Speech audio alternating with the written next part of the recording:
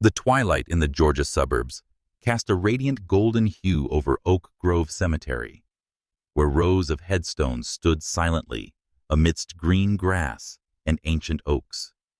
A gentle breeze carried the scent of damp earth and wild chrysanthemums, but it couldn't dispel the heavy atmosphere enveloping Ethan Harper's funeral. Maya Johnson. Ethan's widow stood motionless beside the freshly covered grave, her deep brown eyes blurred by tears that could no longer fall. As a slender Black American woman, Maya had always stood out in the Harper family, where most were white, and often looked at her with a hint of curiosity, sometimes even suspicion. Today, in a simple black dress, clinging to her weary body, she felt that difference more keenly than ever. The crowd gathered around the grave wasn't large. Still, it was enough to form a quiet circle. Members of the Harper family, close friends, and a few neighbors paying their respects to Ethan, a white American man with a warm smile and a generous heart, who had turned the Harper estate into a place filled with laughter and love. Maya clutched a bouquet of white carnations, Ethan's favorite flower, her fingers trembling as she recalled the moment he held her hand in the hospital and whispered, "You are my home, Maya." Now, only cold earth and unbearable silence remained. She tried to focus on the priest's prayer. His voice was deep, warm, yet distant, as if echoing from another world. Around her eyes, occasionally glanced her way, not malicious, but enough to make Maya feel like an outsider. She was used to it ever since the early days of loving Ethan. When they met in a cafe in Atlanta, she had been an ambitious young artist, and he an agricultural engineer, with dreams of turning his family land into a vineyard draped in blossoms. Their love had endured whispers from the Harper family. Questions like, "Is she right for you, Ethan?" But Ethan never wavered. He held her hand, met every stare head-on, and built a life Maya once believed would last forever. As the priest finished the final prayer, Maya sensed a movement beside her. She turned her head, tired eyes landing on James Harper, Ethan's younger brother. James was tall with tousled blonde hair and piercing blue eyes that always seemed to draw attention. He wore a perfectly tailored navy suit, yet the smile on his lips carried something calculated. Maya had never truly felt comfortable around James. He often made sly remarks like, "Wow, Maya, how do you even keep up with my brother?" She had always brushed it off for Ethan for peace in the family. But today, in the most painful moment of her life, she wished only for a simple word of comfort from him. But James did not do what she hoped.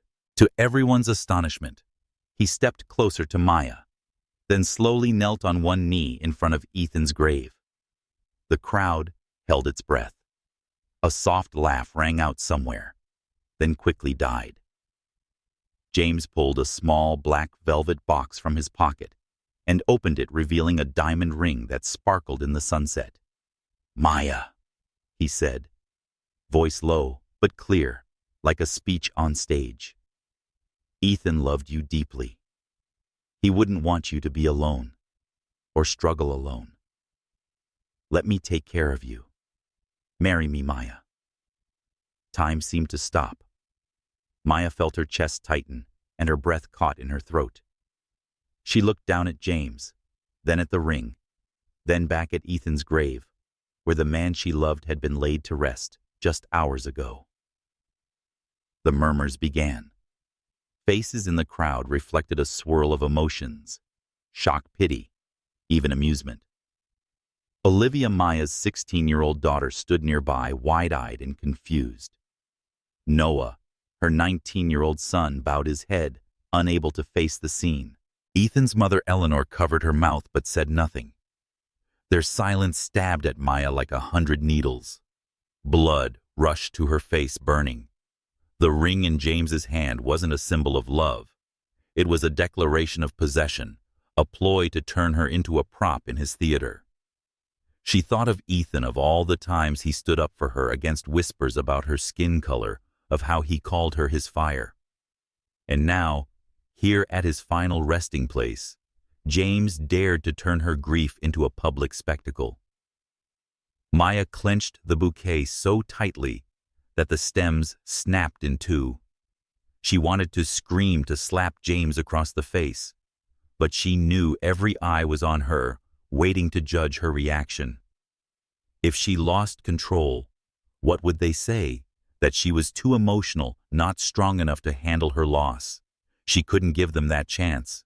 She couldn't give James that victory. Without a word, Maya turned on her heel, her high heels sinking slightly into the soft grass. She walked briskly through the murmuring crowd. Where is she going? Unbelievable voices called out, but she didn't look back. If she did, she feared she might break. She went straight to the old car parked in the lot, opened the door, and slid into the driver's seat. Her hands trembled as they gripped the steering wheel, eyes staring blankly at the cracked dashboard. In that moment, she had not only lost Ethan, she had lost her sense of safety, her place in the world they had built together. James had turned Ethan's funeral into a stage, and Maya had become the unwilling main act. But as she sat there breathing hard, a small flame began to stir in her chest. It wasn't grief, it was anger. Something alive, powerful, and full of promise. She didn't yet know what she would do, but she knew one thing for sure: James would not trounce her. Not today, not ever. The Harper estate. A sprawling white wooden mansion, nestled among lush green fields in suburban Georgia, was once filled with the laughter of Ethan and Maya. Just days after the funeral, the house seemed coated in an invisible layer of dust, heavy and suffocating. Maya Johnson walked down the main hallway, her soft shoes rustling against the oak floorboards.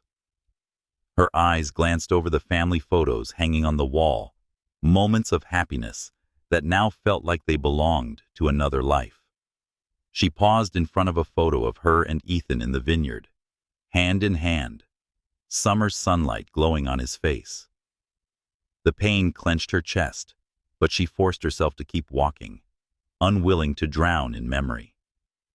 In the living room, James Harper had claimed the center. He sat in Ethan's old leather armchair phone, pressed to his ear, his deep, authoritative voice ringing as if he were the estate's master. Yes, I'll handle the vineyard maintenance. No need to ask Maya. He said she's not well, glancing at Maya as she entered. The faint smile on his lips felt artificial, like one might use to soothe a child. Blood rushed to Maya's face, but she nodded stiffly and turned away, avoiding confrontation in front of the other family members gathered around the coffee table, whispering about trivial things. James wasted no time consolidating power. Within days, he had contacted a security company, ordering an upgrade to the surveillance system under the pretense of protecting Maya during this difficult time. When Maya overheard an employee mention Mr. Harper's contract, she realized James had signed the paperwork without consulting her. "I'm only trying to help Maya," he said when she confronted him, his tone gentle, but his eyes cold. "You shouldn't worry about these things. Just rest." His words struck like an invisible slap, making her feel small and useless in the home she and Ethan had built together. But James's manipulation didn't stop there. During a family meeting to discuss the vineyard's future, the legacy Ethan had poured his life into, Maya tried to speak up. She proposed hiring a new manager who understood Ethan's vision of maintaining an eco-friendly vineyard. But before she could finish, James interrupted her with a smug smile. "Maya, let the men handle the big stuff. You focus on your things like taking care of the kids." The room fell into an awkward silence. Ethan's mother, Eleanor, lowered her head, her hands tightening around a handkerchief. A few cousins nodded as if James's words were gospel. Maya felt her throat constrict, her voice dying before it could form. She sat down, her hands trembling beneath the table, feeling like her voice had been stripped away in her family. She remembered the early days of her marriage to Ethan, when the Harper family viewed her with cautious eyes.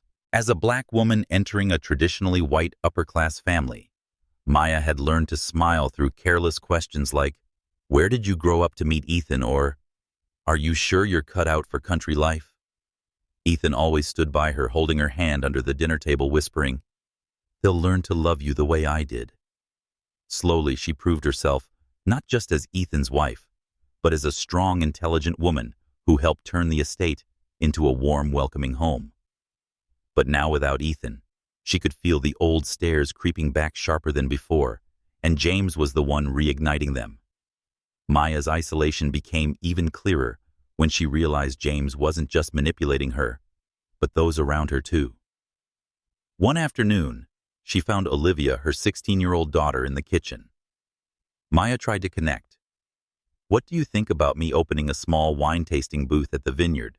Like your father always dreamed," she asked, hoping to spark a shared memory. Olivia, with curls like her mother's, hesitated and replied, "Uncle James said that would be expensive, Mom. He said just to let him handle it." Maya was stunned, the floor beneath her seeming to collapse.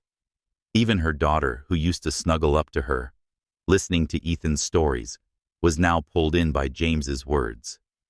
That night in the bedroom she once shared with Ethan, Maya sat on the large bed holding one of his old sweaters. The scent of pine and soil still clung to the fabric, and she let her tears fall quietly. She remembered a time when she was rejected for a painting contract because of her skin color, and Ethan had sat beside her all night saying, "Maya, you are a fire no one can put out. Don't let them make you doubt yourself." That voice echoed now, but faintly drowned by James's voice in her head. "You shouldn't worry. Let me handle it." She stood and stepped onto the balcony, looking at the vineyard under the moonlight. The winding vines stretched like Ethan's unfulfilled dreams, now threatened by James's hands. Maya gripped the railing, anger beginning to stir in her chest. James thought she was weak and easy to control, but he didn't know her, not the woman who had overcome prejudice to love and live with Ethan, who built a family out of skeptical stares. She didn't yet know how to fight him, but she knew one thing for sure. She would not let James steal what she and Ethan had built. Not ever. The early autumn sunlight streamed through the large windows of the Harper estate, casting dappled patches of light on the wooden floor in the dining room. Maya Johnson sat alone at the head of the long table, a cup of coffee grown cold in front of her. Birds chirped in the garden, but couldn't chase away the emptiness constricting her heart. A week had passed since Ethan's funeral, and with each day, Maya felt herself being pushed further away from the family she and Ethan had built together. With his artificial smile and commanding voice, James Harper was gradually taking her place, not just in the estate, but in the hearts of those she loved most, her children. Olivia, her 16-year-old daughter with curls like her mother's, had once been Maya's confidant. The girl used to sit for hours in her mother's art studio, watching with fascination as brushstrokes came to life on canvas. But now, Olivia avoided Maya's eyes, always buried in her phone, or slipping away whenever Maya tried to start a conversation. One morning, Maya found her in the living room speaking with James. "Uncle James, my school's having an art exhibition soon. Which painting should I choose?" Olivia asked eagerly. James, lounging in an armchair, laughed. "Just pick the one that stands out. Your mom's probably too busy. Let me help you." Maya stood in the doorway, feeling as if she'd been stabbed in the chest. She wanted to walk over and say she would help Olivia, that she knew more about art than James ever could. But her feet felt nailed to the floor.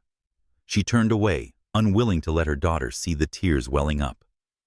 Noah, her 19-year-old son, was no longer the little boy who used to run through the vineyard shouting, "Mom, I'm going to plant a whole field of flowers for you." Now tall and broad, like Ethan, Noah often sought James to discuss managing the estate.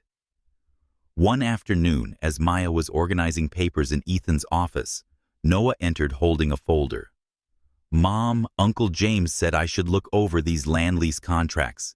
He said you're not good with paperwork." Maya looked up, struggling to suppress her anger. "Noah, I helped your father build this vineyard. I understand everything better than Uncle James." But Noah just shrugged his eyes, avoiding hers. "I want to be sure, Mom. Uncle James said things are a mess right now." He walked out, leaving Maya alone with the documents and the aching sense that she'd just lost a part of her son. The growing distance between Olivia and Noah wasn't just a personal pain, it was proof of James's successful manipulation. He hadn't just seized control of the estate, he had sown the belief that Maya was incapable, untrustworthy. One evening, during a family dinner, a tradition Ethan had cherished, Maya tried to rekindle the old warmth. She shared a funny memory about Ethan pretending to be a knight to calm Olivia's fear of the dark. But before she could finish, James interrupted. "Ethan was excellent. Good thing I'm here to keep everything from falling apart, right?" He laughed, and everyone followed. Everyone except Maya. Olivia lowered her head, poking at her food. Noah stared out the window. Eleanor, Ethan's mother, merely tightened her grip on her handkerchief and said nothing. Maya felt like a stranger in her own home. She remembered the early days of motherhood, when she and Ethan had faced the curious stares cast at their mixed-race family. Once at a park, a woman bluntly asked Maya, "Are you the nanny of those kids?" Ethan, standing beside her, took her hand and replied, "She's their mother, and the love of my life." His unwavering support had helped Maya rise above prejudice and raise Olivia and Noah with pride in both parts of their heritage, her black culture and Ethan's agricultural roots. But now, without Ethan, she felt she was losing the children she had sacrificed everything to protect. That night in the bedroom, Maya sat in an armchair, holding a framed photo of the whole family on a beach trip. Olivia, then only 8, beamed beside Noah, who was building a sandcastle. Ethan stood behind Maya, arms wrapped around her, whispering, "We're the strongest team, you know that." Now her team was falling apart, and James was holding the knife. She thought of his proposal at the funeral, not a romantic gesture, but a declaration of power. He wanted her not out of love, but because she was the key to controlling Ethan's legacy, the estate, the vineyard, and the family. Maya stood up and walked to the window, looking over the vineyard glimmering beneath the moonlight. She clutched the photo frame, rage building in her stronger than ever. Olivia and Noah hadn't turned on her intentionally. They were just children lost in grief, drawn in by James's false confidence. But she wouldn't let him win. She had once fought to earn Ethan's love and build this family. She would fight again, not just for Ethan's legacy, but for her children and herself. She set the frame down and took a deep breath. James thought she was weak and easy to push aside, but he didn't know the strength of a mother of a woman who had learned to stand firm through every storm. The battle was only beginning, and Maya would not let herself lose. Night fell over the Harper estate, casting a ghostly veil of darkness across the vineyard's winding vines. Maya Johnson stood silently in Ethan's study, the soft glow of an old desk lamp illuminating the stacks of papers she was trying to organize. The scent of oak and old books lingered, as if Ethan were still present, reviewing contracts or jotting down ideas for the next harvest. But the presence of James Harper, like a cunning phantom, was slowly seeping into every corner of the house. Maya could feel it in his unilateral decisions and how he made her invisible in her family. She sat down, fingers brushing across one of Ethan's notebooks where he had outlined plans for the vineyard, not just as a place to produce wine, but as a community hub where friends and family could gather. His messy handwriting made her heart ache. She remembered one evening on the porch when he had said, "Maya, this isn't just land. This is our legacy for Olivia, for Noah, for you." That legacy was threatened, and Maya knew James was behind it all. One afternoon, the truth began to unravel when Maya accidentally overheard a phone call. She was in the hallway, carrying a tray of tea toward the living room, when she caught James's voice from the study, the door slightly ajar. "She's not fit to manage the estate. I've said it before," James said coldly, his tone sharp and icy, so different from the fake smile he usually wore. "I'm the rightful heir. I need to convince the family and the partners, and it'll all be mine." Maya stopped the tray, trembling in her hands. Her heart pounded as she edged closer to the door. "Yes, I'm meeting with the lawyer next week. Maya won't suspect a thing. She's too disoriented," James continued, followed by a chuckle that sent a chill down her spine. She stepped back, set the tray on the floor, and slipped into the shadows of the hallway. James's words cut like a knife, confirming what she had long suspected, but feared to face. He didn't want to help.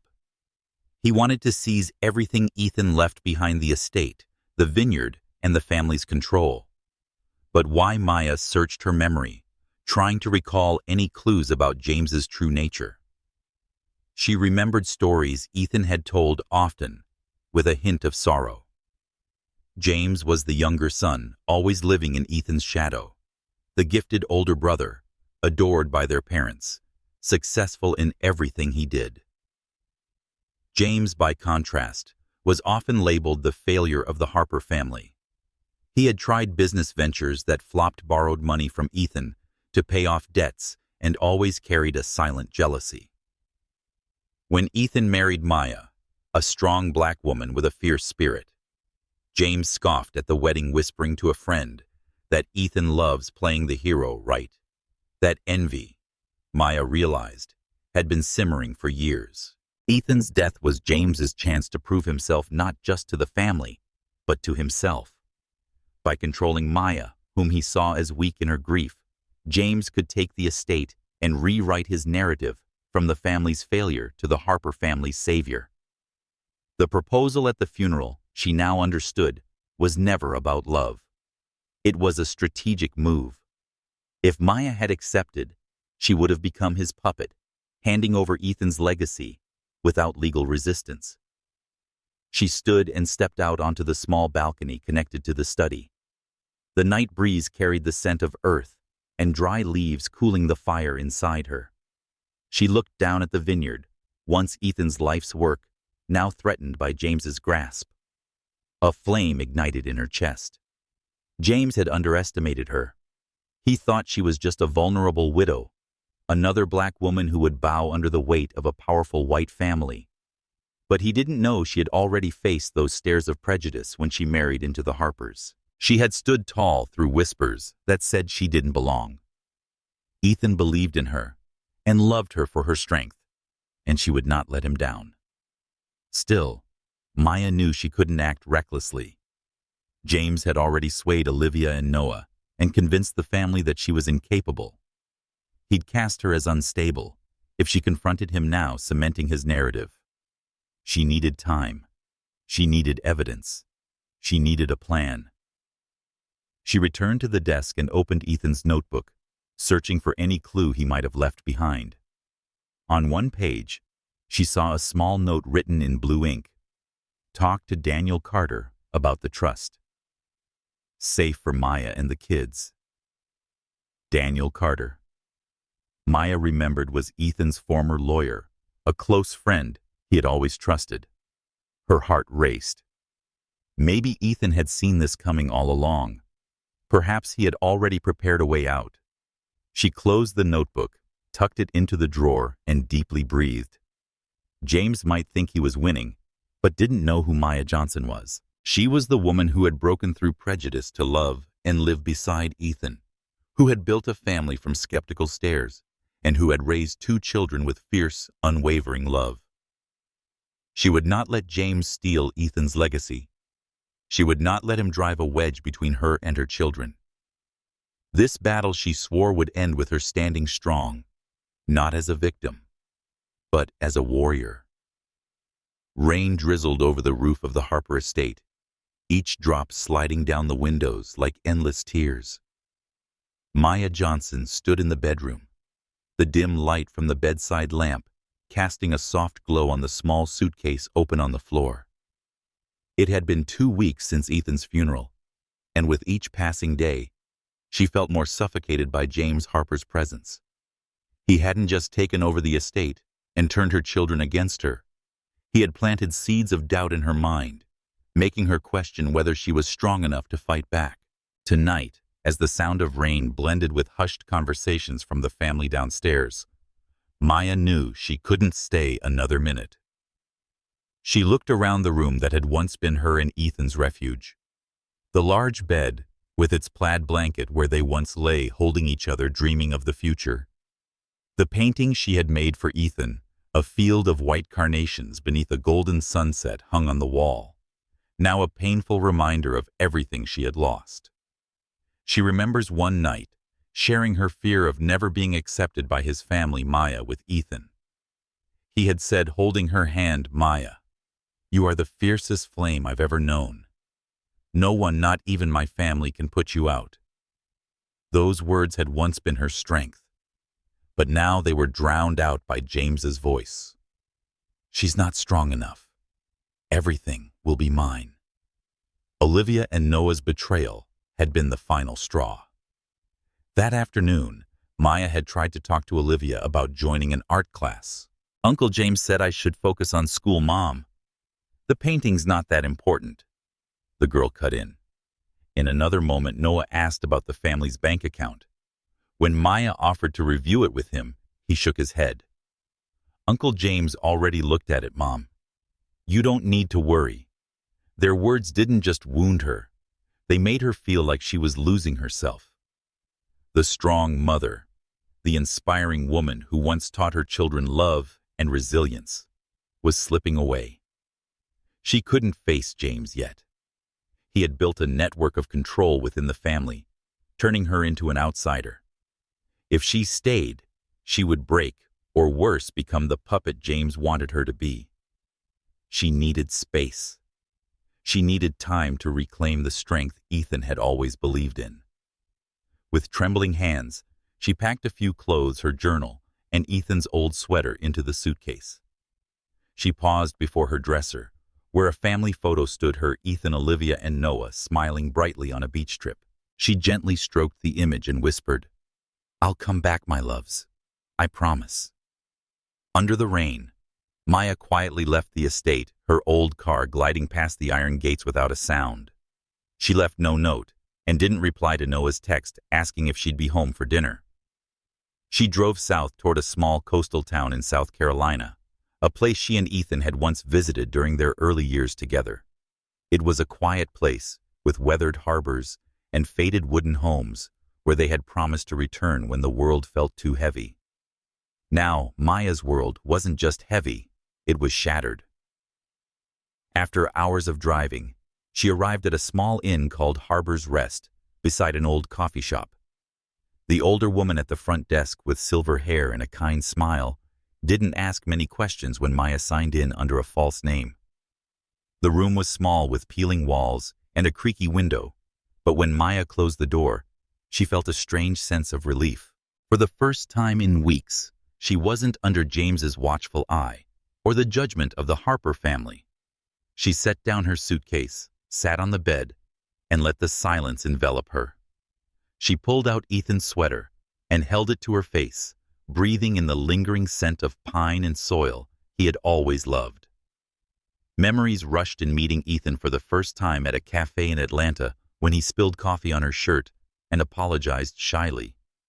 She had been drawn to his sincerity, to the way he looked at her like she was the whole world. They had endured stares and whispers about their interracial relationship, but Ethan had always stood by her saying, "We're stronger than all of it, Maya." Now without him, she asked herself, who have I become? Letting James manipulate me like this? How did I let my children drift so far away? Tears spilled over, unstoppable. She cried for Ethan, for the love she had lost for Olivia, and Noah, children lost in their grief. She cried for herself, the woman who once prided herself on her strength, now feeling like a shadow. But within the tears, a question echoed. Will I let it all end like this? She thought of Ethan again, of how he believed in her, and called her his fire. She couldn't let James extinguish that fire. Maya wiped her tears, and opened the window. The ocean wind swept in carrying the scent of salt and freedom. She didn't yet know what she would do, but she knew she couldn't return as a defeated woman. She would find a way to reclaim what was hers, the estate, her children, Ethan's legacy. She would find Maya Johnson again, the woman Ethan loved, the mother Olivia and Noah still needed. Beneath a sky full of stars, she whispered to herself, "This isn't running away. This is starting over." The rain had stopped leaving the coastal town of South Carolina, cloaked in a light mist that shimmered under the moonlight. In the small room at Harbor's Rest Inn, Maya Johnson sat on the sagging bed, the glow from an old bedside lamp casting light on her hands, tightly clutching Ethan's sweater. The scent of pine and soil still clung to the fabric, which pulled her back to happier days and reminded her of the void left behind since he passed. It had been 3 days since she left the Harper estate, leaving behind James, her children, and a version of herself weak, manipulated by doubt and grief. With its stained walls and creaky windows, the room became where Maya confronted the most profound loneliness she had ever felt. She kept the lights low, letting the darkness wrap around her like a blanket. She ignored Noah's messages and didn't pick up calls from one of Ethan's old friends. She wanted to disappear from James's gaze, from Olivia, and Noah's words piercing her like knives. But tonight, as she rummaged through her suitcase, searching for her journal, her hand brushed against something hard at the bottom. A small wooden box, finely carved, the anniversary gift Ethan had given her on their 10th wedding anniversary. She placed the box on the bed, heart pounding. The box, engraved with vine patterns, had always been their keepsake chest, holding movie tickets from their first date, a seashell from their beach trip, and handwritten letters they'd exchanged over the years. Her hands trembled as she lifted the lid. Among the familiar mementos lay a sealed, cream-colored envelope inscribed in Ethan's unmistakable blue ink. "To Maya, my love." She froze, breath catching. The letter hadn't been there the last time she opened the box, months ago. Ethan must have slipped it in before he died, a secret message meant only for her. She picked up the envelope, feeling its weight as though it carried Ethan's soul. Part of her wanted to keep it sealed, afraid of facing the pain inside. But another part, the strong part Ethan always believed in, pushed her forward. She carefully broke the seal and unfolded the letter. His handwriting appeared bold, slightly shaky, as if written in his final days when illness had begun stealing his strength. "My beloved Maya, if you're reading this, I'm no longer by your side. I'm sorry I had to leave you. You must know you are the strongest person I've ever known. You are my fire, the heart of our family. I write this not because I fear for you, but because I know James. I've seen the jealousy in his eyes, how he looks at the estate and our family like things to be claimed. I don't trust him, Maya. I've set up a trust fund. Everything, the estate, the vineyard, the assets are in your name and the children's. James has no legal claim. Contact Daniel Carter, he'll help you. Don't let James exploit your grief. You are stronger than him, stronger than any of them. Fight, Maya. For me, for Olivia and Noah, for yourself. I love you. Always." Ethan. Tears streamed down Maya's cheeks, but not the hopeless tears of the past few days.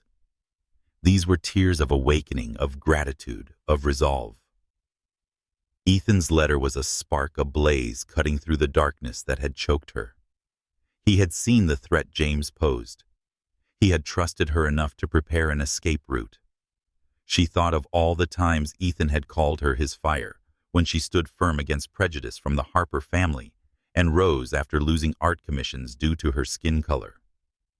Ethan hadn't just loved her, but believed she was a warrior. She folded the letter and pressed it to her chest, feeling her heartbeat grow steadier, stronger. A memory returned years ago, sitting on the beach in this town. She had asked him, "If I lose everything, what would you think of me?" Ethan had smiled and taken her hand. "You'll never lose everything, because you have yourself. And that's the most powerful thing of all." His words echoed now, blending with the letter, reminding her she was never truly alone. Maya rose and walked to the window, flinging it open. The sea breeze rushed in, carrying salt and life. She looked out over the ocean, where waves crashed endlessly against the rocks, unyielding, unbroken. James thought she was fragile and easy to manipulate. He believed she would collapse under grief and betrayal. But he didn't know Maya Johnson, the woman who had defied expectations to love Ethan, had built a family from sideways glances and skepticism. He had raised Olivia and Noah with fierce, unwavering love. Ethan's letter wasn't just a financial plan. It was a call to arms, a reminder that she could reclaim everything. She returned to the bed and placed the letter back into the wooden box, as if handling a treasure. She knew her next step was to contact Daniel Carter. But she also knew she needed time to prepare to rekindle the fire Ethan always saw in her. She would not return to the Harper estate as a broken widow. She would return as a warrior with a clear plan and a blazing heart. Beneath a star-filled sky, she whispered to Ethan, "You were right. I will fight, and I will win." Dawn crept through the mist over the coastal town of South Carolina, casting golden light over the weathered wooden rooftops. Maya Johnson sat by the window in her small room at Harbor's Rest Inn, her sharp eyes scanning Ethan's letter now carefully laid on the table. His words, his warning about James, his reminder of her strength, burned like a quiet flame inside her, urging her to act. It had been 4 days since she discovered the letter, and with each passing day, she felt stronger. She was no longer the broken widow who fled the Harper estate, but a woman with a clear purpose to reclaim what belonged to her and her children. She picked up her phone, fingers hovering over the contact for Daniel Carter, the lawyer Ethan had mentioned in the letter. Maya remembered Daniel, a middle-aged man with a gentle smile and sharp eyes, who had once attended a family barbecue at the estate. Ethan had always spoken of him with respect. Daniel understands the value of integrity. Maya took a deep breath and pressed the call. After 2 rings, a warm, deep voice answered. "Carter and Associates. How may I help you?" She kept her voice steady, though her heart was racing. "This is Maya Johnson, Ethan Harper's wife. I need to speak with Mr. Carter about a trust my husband created." There was a pause. Then the receptionist's tone softened. "Mrs. Johnson and Mr. Carter have been expecting your call. When can you come in?" The words felt like a beam of light cutting through the darkness. Ethan hadn't just written a letter, he had prepared a plan, a safety net to protect her and their children from James. Maya scheduled an appointment the following morning at Daniel's office in a nearby town a few hours from the inn. She spent the entire night rereading the letter, highlighting key points and drafting questions. What does the trust cover? Can James challenge it? What evidence will she need to expose him? Each note she took felt like a brushstroke, painting herself back into the picture James had tried to erase. The next morning, Maya drove to a modest red brick building with a brass plaque that read, "Carter and Associates." She wore a navy blouse and black slacks, her hair tied back, trying to appear composed, despite the fatigue etched beneath her eyes. Daniel Carter greeted her in a cozy office that smelled faintly of old books and coffee. "Maya," he said, shaking her hand. "Ethan always said you were the strongest person he knew." The words made her smile faintly and sit up straighter. She recounted everything: James's sudden proposal at the funeral, how he manipulated the family, and the phone call she had overheard. Daniel listened carefully, jotting down notes, then opened a thick file. Ethan was meticulous, Daniel said, placing the documents before her. He transferred all assets, the estate, the vineyard bank accounts into a trust under your and the children's names. James has no legal claim. Ethan also instructed me to act as a safeguard in any dispute. Maya exhaled a wave of relief passing through her. But Daniel continued, his tone lowering. However, James may still use social and familial influence to apply pressure. You'll need to act swiftly and discreetly. He advised Maya to hire a private investigator to gather evidence of James's manipulation and to begin reasserting control over the estate and its business affairs. Maya left the office with a checklist: contact the bank, update passwords, and notify the vineyard's business partners. She knew she couldn't return to the estate just yet. James would sense her resistance and strike back. Instead, she rented a small apartment in the nearby town under an alias and turned it into her base of operations. The dining table was soon covered in documents, a copy of Ethan's letter account lists, and the phone number for Sarah, a private investigator Daniel had recommended. With sharp eyes and a no-nonsense demeanor, Sarah agreed to begin compiling a dossier on James' whispered rumors, questionable transactions, anything that could be used against him. With each step, Maya felt her strength return. She remembered when she and Ethan were rejected by a business partner who said, "I don't trust a couple like you." Ethan had held her hand and said, "They don't see your worth, but I do. And you'll make them regret it." And she had. She renegotiated the contract and helped turn the vineyard into a beloved brand. Now, she would channel that same resilience to confront James. She began moving in the shadows, emailing the bank to revoke James's access and contacting business partners to reassert her authority. Every phone call, every signature was another brick in the wall she was rebuilding, one James had tried to tear down. But she knew the line she was walking was thin. One wrong move, and James would portray her as unstable to the family. She thought of Olivia and Noah, their distant eyes, and her heart ached. She wanted to call them to explain everything, but she knew she needed to be stronger first.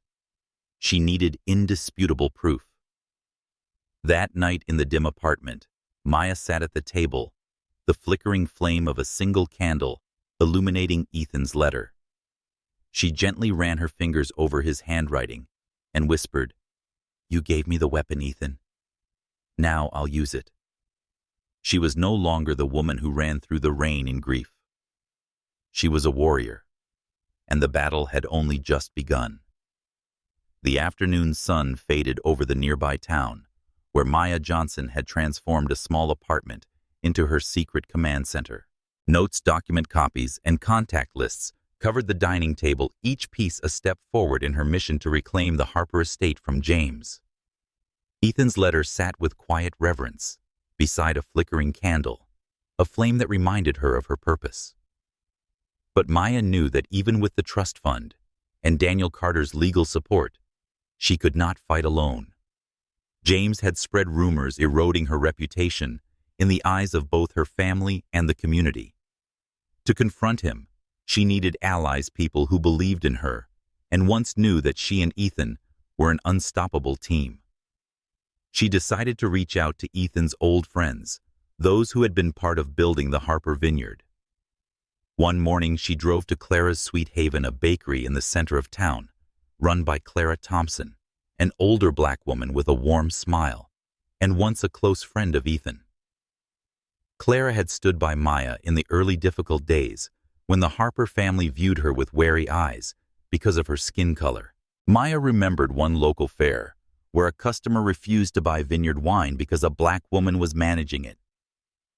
Clara stepped forward and roared, "If you don't buy it, you're missing out on the best wine in Georgia." Ethan had laughed and hugged Clara, calling her our hero. Maya entered the bakery, the scent of cinnamon and brown sugar wrapping around her like an embrace. Clara, wiping down the counter, looked up and immediately recognized her. "Maya Johnson!" she exclaimed, hurrying around the counter to hug her. "Lord, where have you been? I was worried sick."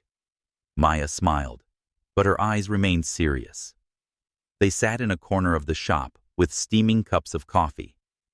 Maya told her everything: the proposal James made at Ethan's funeral, how he manipulated Olivia and Noah, and the phone call she overheard, where James declared he would take the estate. Clara shook her head, her eyes flashing with anger. "James Harper, huh? He's always been jealous of Ethan, but now he's spreading rumors too." "What rumors?" Maya asked, heart pounding. Clara sighed and explained that James had been telling townspeople that Maya had lost her mind after Ethan's death, that she couldn't manage the vineyard and needed a guardian like him. Some believed it, especially business partners who had worked with Ethan. Maya gripped her coffee cup, feeling as if she'd been slapped. James didn't just want the property. He wanted to erase her credibility, to turn her into a forgotten shadow. But Clara took her hand and said firmly, "Maya, you're Ethan's wife. You are the heart of that vineyard. I know how strong you are. What do you need from me?" Warmth flooded through Maya. She shared her plan to gather evidence against James, assert legal control over the trust, and restore the community's faith in her. Clara nodded and promised to reach out to their mutual friends, from the wine shop owner to local farmers, to set the record straight. "They loved Ethan, and they respected you. James can't fool everyone forever," she said. That afternoon, Maya met with two more of Ethan's old allies, Mr. Henry, a farmer who supplied fertilizer to the vineyard, and Lila, the owner of the wine shop that sold Harper products. Both were shocked by James's behavior. Henry's rough and gravelly voice said James had tried to convince him to shift his contract to another company, claiming Maya wasn't trustworthy. Lila revealed that James had implied she should lower her orders from the vineyard, saying that quality would drop with Maya in charge. Maya felt heat rise to her cheeks, but she remained composed. She explained she was working with an attorney to defend Ethan's legacy. Henry and Lila agreed to act as witnesses if needed, and promised to spread the truth throughout the community. These meetings gave Maya new allies and rekindled memories of when she and Ethan had built the vineyard together. She recalled one evening, their very first wine tasting event, when Ethan had raised his glass and said, "Thank Maya, the woman who made this dream come true." The crowd had stood and applauded for the wine and the love and dedication they saw in her. James might tarnish her name, but he couldn't erase what she had built. Back at her apartment, Maya sat at the table and wrote down the names of her supporters: Clara, Henry, Lila, and others Clara had promised to contact. She no longer felt alone. She thought of Olivia and Noah, their distant eyes, and her heart ached. She wanted to call them to tell them she was fighting for them, but she knew the time hadn't come. James controlled the estate, and any premature move could destroy her plan. Instead, she wrote a line in her journal: "Today I reclaimed a piece of myself. My children, I will bring you home soon." She stood open the window and let the cool breeze blow in, carrying the scent of the sea and hope. James thought he could erase her, but he didn't know the strength of a community behind her, of people who had witnessed her and Ethan build a legacy. She was no longer the woman who fled in the rain. She was a warrior, and with every ally she was building an army. The battle was near, and she would not lose. Night had fallen over Maya Johnson's small apartment in the nearby town, the faint glow of streetlights filtering through the curtains and casting pale streaks across the dining table, cluttered with papers. Ethan's letter, now her guiding flame, lay beside a list of allies she had gathered: Clara, Henry, Lila, and others willing to stand behind her in the fight against James Harper. But in the stillness of the night, a sharper pain rose, one more cutting than James's schemes, the distance between her and Olivia, and Noah, the children she loved more than life itself. Maya knew that even if she reclaimed the estate, any victory would be hollow if she couldn't bring her children back to her side. She sat at the table, gently brushing her fingers across a family photo taken during a beach trip, Olivia still tiny, hugging her and beaming. Noah building a sandcastle, his eyes glowing with excitement. That memory now felt like a fresh wound, a reminder of the emotional distance James had driven between them. Maya tried to suppress her longing by focusing on strategy with Daniel Carter and investigator Sarah. But tonight, a message from Noah left her stunned. Her phone lit up with a short text. "Mom, Uncle James says you abandoned us. Where are you? I'm worried." She read it repeatedly, her chest tightening like it was being crushed. Her fingers hovered over the keyboard, wanting to respond immediately, but she paused, her breath shaky.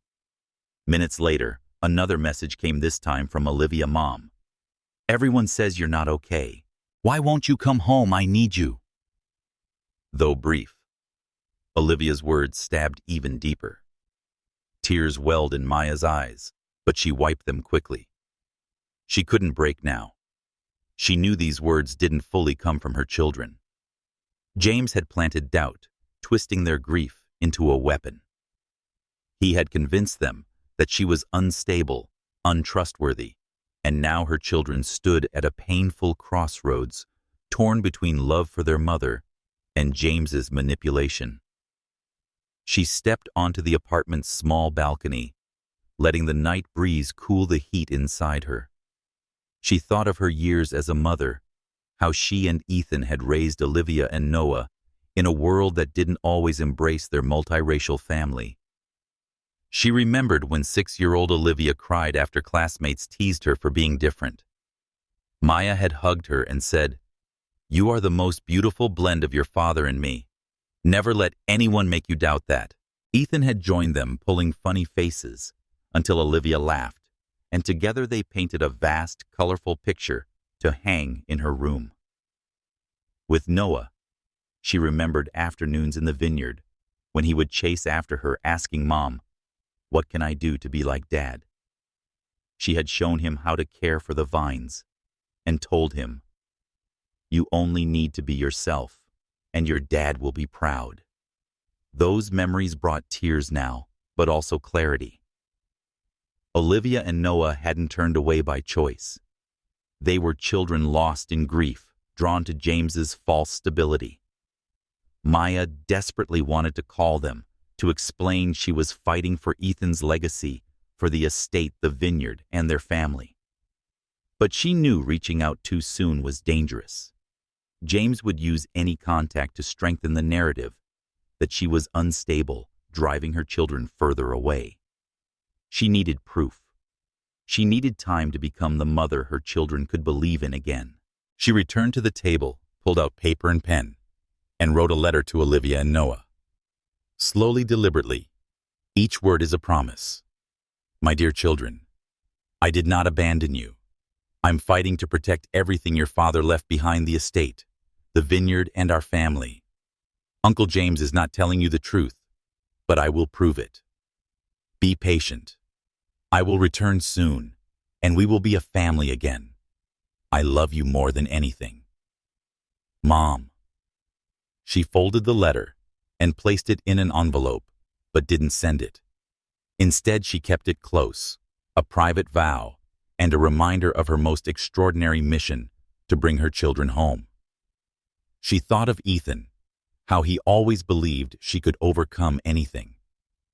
She remembered one moment when she voiced her fears about raising children in a world full of prejudice. Ethan had said, "Maya, you are the flame that lights the way for Olivia and Noah. No matter how lost they get, they will always return to you." That belief now fueled her. She contacted Sarah, instructing the investigator to focus on tracking rumors James had spread, especially those involving her children. She also called Daniel, confirming the bank accounts were locked and that the vineyard's business partners had been notified of her legal authority.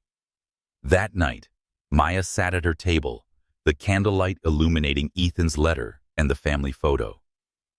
She ran her fingers gently over Olivia and Noah's faces and whispered, "I won't let you be lost forever." She knew the road ahead would be long, and James would not back down easily.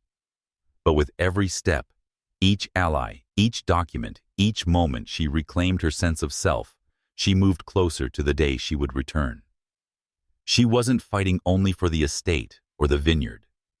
She was fighting for Olivia and Noah, for Ethan's love, and for the woman she once was, a flame no one could extinguish. Autumn dawn cast a pale golden hue over the Harper estate, making the vines in the vineyard shimmer like strands of jewels. Maya Johnson drove slowly along the gravel path leading to the iron gates, her hands gripping the steering wheel, her heart pounding steadily. After nearly a month of hiding and planning in the shadows, she was ready to confront James Harper, the man who had tried to erase her from Ethan's legacy and sever her from her children. She carried a briefcase in the trunk with undeniable evidence: Ethan's trust fund, Sarah's investigation reports, and his final letter, sharp as a blade, meant to cut through James's lies. She entered the new security code into the keypad, a code she had changed through the security firm without James's knowledge, and the gate slid open silently. As the car rolled up the drive toward the white wooden house, Maya spotted James immediately. He stood on the porch phone pressed to his ear, voice sharp and strained. "I need those accounts reopened immediately." The moment he saw Maya's car, he froze. The phone slipped from his hand, hitting the wooden floor with a hollow clack. Maya stepped out, her heels striking the gravel in steady, assured beats. She wore a navy blouse and black slacks, her hair pulled back, her eyes sharp like a warrior's. The briefcase was in her hand, heavy, but it was her weapon. James hurried down from the porch, forcing a smile. "Maya," he said, arms outstretched like a warm welcome. "We were so worried. Where have you been?" His voice was syrupy, but his eyes flickered with panic. Maya said nothing. She walked past him up the porch steps and into the living room.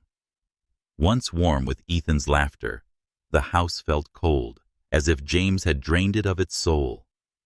She placed the briefcase on the coffee table and turned to face James, who lingered at the doorway, his smile fading. "We need to talk," she said, her voice low but sharp as glass. James chuckled nervously, trying to regain control. "Of course, Maya. No need for drama. You've been through a lot. We can work this out together." She opened the briefcase, pulled out the thick stack of documents, and placed them on the table with a quiet thud. "I'm not here to work anything out with you, James," she said. "I'm here to end your game." James furrowed his brow and stepped forward, but Maya raised her hand to stop him. She opened the file and laid out each document. A certified copy of Ethan's trust with notarized signatures, stating that all assets belonged to her and the children. Sarah's report documenting the rumors James had spread and his suspicious transactions. Lastly, Ethan's letter, accompanied by a sworn statement from Daniel Carter, verifies its authenticity. James scanned the pages, his face draining of color. What is this?" he stammered, trying to steady his voice. "Do these pieces of paper change anything? You're unstable, Maya. Everyone sees it. Family, business partners, even Olivia and Noah." She cut him off coldly. "The family will see the truth, and my children will know who the liar is." She pointed to Ethan's letter and read aloud, "James cannot be trusted. I created the trust to protect Maya and the children. Don't let him manipulate you." Her voice echoed in the room like a verdict. James stepped back, his face flushed, scrambling for defense. "I was trying to help. You can't manage this estate." "Maya, I did it for the family."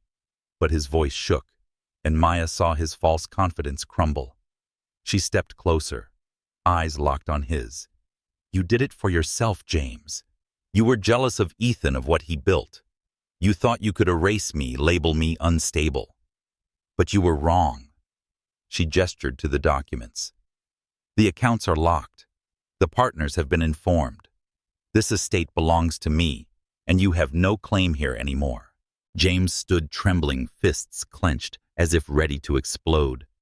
But beneath Maya's unyielding gaze, he shrank like a shadow driven back by light.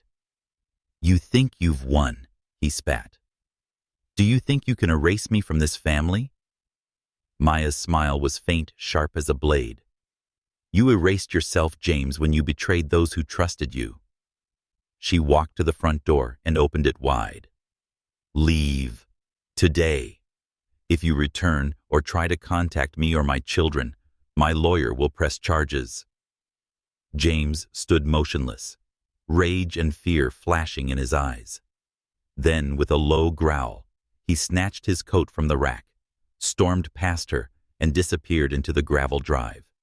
His car door slammed, the engine roared, and the vehicle tore away, leaving only dust and silence behind. Maya shut the door and leaned against it, her hands trembling. A rush of emotion surged through her, relief, triumph, and pain as she thought of Olivia and Noah. She remembered teaching Noah how to care for the vines. Ethan standing nearby saying, "You are the strength of this family, Maya." Now she had proven it. She stepped into the living room, looked at the files on the table, and allowed herself a quiet smile. James was defeated, but the greater battle bringing her children back still awaited. Gentle autumn sunlight poured through the large windows of the Harper estate, sweeping away the invisible dust that had settled over the house during the weeks James Harper held control. Maya Johnson stood in the living room, her fingers tracing the edge of a family photo, her Ethan, Olivia, and Noah all beaming during a beach trip. James was gone, leaving behind a heavy silence, but one filled with hope. The estate now belonged to her, not just on paper, but in her heart. But Maya knew that defeating James was only the beginning. She still had to heal the wounds he had left, restore the home Ethan once dreamed of, and most importantly, bring Olivia and Noah back to her. She began with small things. She opened the windows wide, letting the autumn breeze carry the scent of dry leaves and earth, pushing out the chill James had left behind. In the living room, she found a box of old photos hidden behind the sofa, pictures of Ethan laughing in the vineyard, Olivia painting in the studio, and Noah running through the yard. She hung them back on the walls, each frame a piece of their story. She remembered when she and Ethan first hung those photos, and he had said, "This is our story, Maya. No one can take it from us." That sentence now felt like a vow urging her forward. She stepped into the vineyard where the vines had been neglected during the recent chaos. She put on Ethan's old gloves, the coarse fabric a tangible connection to him. She pruned branches, pulled weeds, and spoke softly to the vines, like Ethan once did. "We'll come back to life, won't we?" The vineyard was more than just Ethan's legacy. It symbolized their love and perseverance. She thought of those early days when she, a black artist from Atlanta, and Ethan, a white agricultural engineer, had transformed this patch of land into something extraordinary, despite the skeptical stares from the Harper family and the local community. True healing began when Olivia and Noah reached out. One morning, Maya received a message from Noah. "Mom, I picked up a few things for the vineyard. Can I stop by?" Her fingers trembled as she typed back immediately, "I've been waiting for you." That afternoon, there was a knock at the door. Olivia and Noah stood on the porch holding a pot of white carnations, Ethan's favorite flower, a silent, heartfelt apology. Olivia, with her curly hair and hesitant eyes, said, "We thought the vineyard could use more color." Noah, now as tall as Ethan, looked down and whispered, "I'm sorry, Mom. We didn't know what Uncle James was doing." Maya didn't speak. She stepped forward and pulled them into a tight embrace, tears falling, but this time with relief. She led them into the vineyard, where they planted the flowers together, dirt on their hands, shy laughter slowly turning genuine. Olivia spoke of a painting she was working on inspired by the vineyard. Maya promised to help her finish it. Noah asked about her restoration plans, his eyes lighting up as Maya shared Ethan's vision. They didn't mention James, but his presence had faded, replaced by moments of reconnection. The community returned to her too. One afternoon, Clara Thompson came by with a tray of cinnamon pastries. "You made us proud, Maya," she said, hugging her tightly. Clara shared how James's lies had been silenced thanks to people like Henry and Lila, who spread the truth. Maya hosted a gathering at the estate inviting Ethan's old friends and local farmers. Under the shade of the oak trees, people raised glasses of Harper wine in celebration. Henry stood and spoke voice gravely. "Ethan would be proud of you, Maya. You kept his dream alive." The crowd applauded and Maya smiled, feeling Ethan's presence somewhere nearby, nodding in approval. But not all wounds healed at once.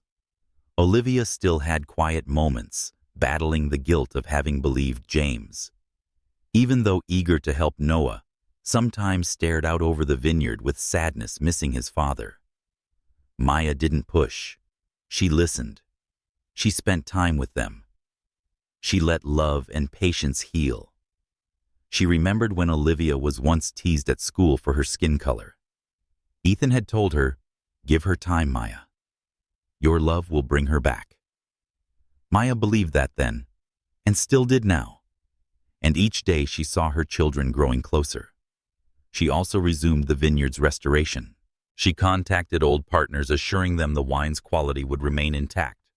She hired a new manager, someone who understood Ethan's eco-friendly vision. Each step was a reaffirmation. She was not just Ethan's widow. She was the one carrying forward his dream. Maya sat on the porch that night, gazing at the moonlit vineyard. She whispered, "We did it, Ethan." She no longer felt fear, not of James, not of grief, and not of herself. The Harper estate had come back to life, and so had she. Spring arrived at the Harper estate, like a promise fulfilled, blanketing the vineyard in fresh green and clusters of tiny purple blossoms, heralding a fruitful season. Maya Johnson stood on the front porch, hands wrapped around a cup of hot tea, inhaling the scent of rosemary Ethan had planted near the steps. A gentle spring breeze swept through, tossing her hair, and she smiled a real radiant smile, no longer bearing the shadows of grief. Nearly a year after driving James Harper out of the estate, Maya had not only reclaimed her home, but also been reborn, becoming the woman Ethan had always believed she could be. The Harper Vineyard had become the heart of the community. Maya transformed it into a welcoming place where family and friends gathered beneath the shade of great oaks to share wine and stories. She renovated the old barn into a tasting room, stringing twinkling lanterns and hanging photos of Ethan laughing beside the vines, hugging Olivia, and Noah holding Maya's hand at sunset. Each image was a reminder that the vineyard was more than a business. It was a legacy of love and perseverance. One afternoon, as she led a group of guests through the grounds, an older woman said, "You've kept Ethan's spirit alive here, Maya." Maya smiled, feeling Ethan nodding somewhere nearby, proud. She also established the Ethan Harper Foundation, a charity supporting women through hardship, widows, those grieving loved ones, and women marginalized by prejudice. The foundation offered scholarships, legal aid, and counseling services inspired by Maya's journey. She remembered the days she felt invisible, manipulated by James, and doubted by the community. Now she wanted to make sure no one had to fight alone.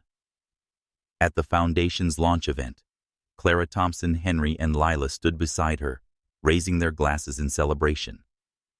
Clara hugged her and whispered, "You are the flame, Maya. And now you're lighting the way for so many others." The words brought tears to Maya's eyes and deepened her resolve. Her relationship with Olivia and Noah had healed, though not without scars. Olivia, now 17, often joined Maya in the art studio to finish colorful paintings together. One day, she pointed to a canvas of the vineyard and said, "I painted it for Dad, but also for you. You never gave up." Noah, now 20, had taken on managing part of the vineyard, learning Ethan's vision as Maya passed it down.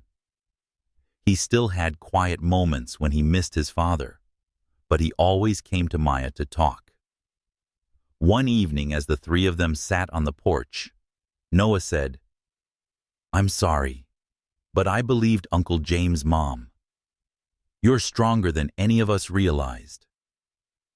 Maya held their hands and replied, "We're strong because we have each other." She began writing a memoir in the quiet hours before sunrise, while the estate still slept. She wrote about her love story with Ethan, from their awkward first meeting in Atlanta to the days they pushed through prejudice to build a family. She wrote about the grief of losing him, about James's betrayal, and her journey to rediscover herself. She wrote for Olivia and Noah, so they would know that strength doesn't come from never falling, but from rising again. She also wrote for women like her, who needed to be reminded that they are not invisible. Once, as she reread a passage, she recalled Ethan's words, "Maya, you are the most beautiful story I've ever known." She smiled, knowing this memoir was her way of honoring him. One spring evening, Maya stood on the porch looking out over the vineyard glowing under the moonlight. She inhaled the scent of rosemary, felt the breeze brush past, and thought of her journey. She remembered the night she fled in the rain, believing she had lost everything. She remembered Ethan's letter, the flame that awakened her. She remembered her allies, Clara, Daniel, Sarah, and the love of her children that pulled her back. This wasn't the life she once imagined. It was better because it was hers, built from ashes, sustained by love and sheer will. She stepped back into the house, leaving the door open to let the spring breeze in. On the table sat her unfinished memoir beside Ethan's letter. She picked up her pen and wrote the final line. "I am Maya Johnson, and I have come home." She set the pen down and smiled, knowing Ethan was nearby, watching her with love. She was no longer the broken widow or the woman cast aside. She was the flame. She was the legacy. She was a story that would never be erased.